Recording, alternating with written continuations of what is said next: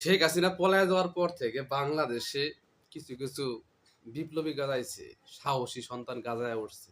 অথচ এদেরকে শেখ হাসিনা থাকাকালীন এরা ফেসবুকের একটা পোস্টে লাইক দেওয়ার সাহস রাখতো না। শেখ হাসিনার বিরুদ্ধে কোনো লেখায় কিংবা কোনো ভিডিওতে কমেন্ট করার সাহস রাখতো না। আর তারা এখন হয়ে গেছে বিশাল বিশাল সাহসী বীর সৈনিক। কি বলবো ভাই, খোদার কসম, আমি যে জায়গায় কাজ করি সে জায়গায় এক ফ্লোরে প্রায় ১,০০০-এর অধিক আমরা কর্মচারী আছি, স্টাফ সহ সবাই মিলে। সেখানে জুলাইয়ের আন্দোলনের কথা বলি। জুলাইয়ের আন্দোলন যখন চলছে, যখন আবু সাইদ শহীদ হলো, তারপর ১,০০০ লোকের মধ্যে আমরা মাত্র ৪ জন, বুঝলেন, ১,০০০ লোকের মধ্যে মাত্র ৪ জন রাজপথে নেমেছিলাম ৫ই আগস্টের আগে। কারা কোন দল করলাম সেটা পরিচয় বলতেছি না, বললে অনেকে মন খারাপ করবে। তো ৪ জন রাজপথে গিয়েছিলাম, আন্দোলন সংগ্রাম করেছি ১,০০০ লোকের মধ্যে। বর্তমানে সিচুয়েশন কি একটু বলি। যারা আন্দোলনে যায় নাই তাদের কথার ধারে আমরা যে ৪ জন আন্দোলনে গিয়েছিলাম এটা টিকতে পারি না। আর বেশিরভাগ যারা বেশি বয়ান মারতেছে, জুয়াই নিয়ে মোহাব্বত দেখাচ্ছে, হ্যান কারেঙ্গা ত্যান কারেঙ্গা, হুম, সবগুলাই ভাই জামাত করে, জামাতের সমর্থক। কেউ ৫ই আগস্টের পরে জামাতের দলে যোগ দিয়ে পদ পদবি নিয়েছে, ওয়ার্ড পর্যায়ে প্রায় বিভিন্ন ছোট ছোট পর্যায়ে পদ পদবি নিয়েছে। একটাও, খোদার কসম, একটারও তেমন কোনো জুলাইয়ে অবদান নেই। এমনও আছে যারা ফেসবুকে তো পোস্ট করতোই না, হাসিনা বিরোধী কোনো পোস্টে লাইক কমেন্ট করারও হ্যাডাম রাখতো না। তারা সারাটা দিন এরা জুলাই নিয়ে এই মায়া ওই মোহাব্বত এটা সেটা, মানে কি একটা অবস্থা। এরাই ৫ই আগস্টের আগে এদেরকে খুঁজে পাওয়া যায় নাই, চুপচাপ ছিল, কোনো কথা নাই।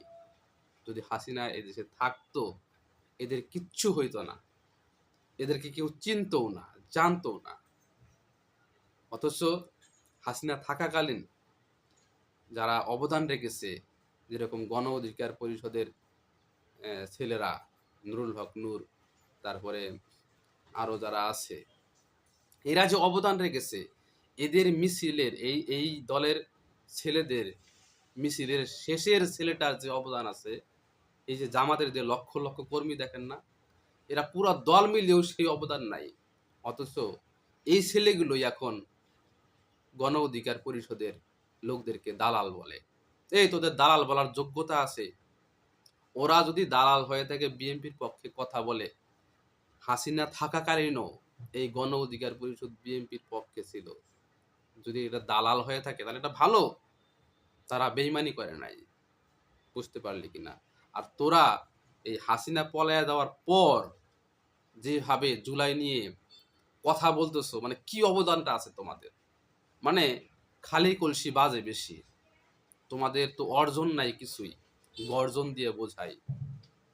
গণ অধিকার পরিষদকে তোমরা যেভাবে মানে হ্যাও করে কথা বলো, গণ অধিকার পরিষদের যতটুকু অবদান আছে তার ১০০ ভাগের ১ ভাগ তোমাদের আছে, তোমরা তাদেরকে দালাল বলো।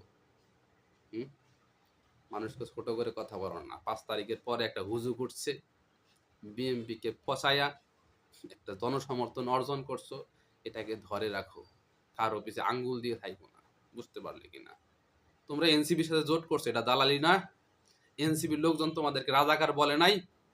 এনসিপির লোকজন তোমাদের দলীয়ভাবে ৭১-এর প্রসঙ্গে নিয়ে বিচার চায় নাই? এই যে নাসিরউদ্দিন পাটোয়ারিরা যারা তোমাদের কাছে এখন হিরো হইছে, এই নাসিরউদ্দিন পাটোয়ারি জামাতের কত কিছু বলছে, তারা এখন তোমাদের কাছে ভালো হয়ে গেল? হ্যাঁ, এনসিপি এটা সেদিনকার দল। এরা যে চাঁদাবাজি গুলো করছে, লুট করছে, দখলদারি করছে, যে নিয়োগ বাণিজ্য করছে, এটা নিয়ে তোমাদের কোনো কথা নাই কেন? ও এখন তারা তোমাদের জোটে আছে, তারা এখন ভালো হয়ে গেছে, তাই না? তো এইরকম মুনাফেকি আচরণ থেকে বের হয়ে আসো। জামাত ইসলামকে বাংলাদেশের অসংখ্য মানুষ ভালোবাসে, সমর্থন করে।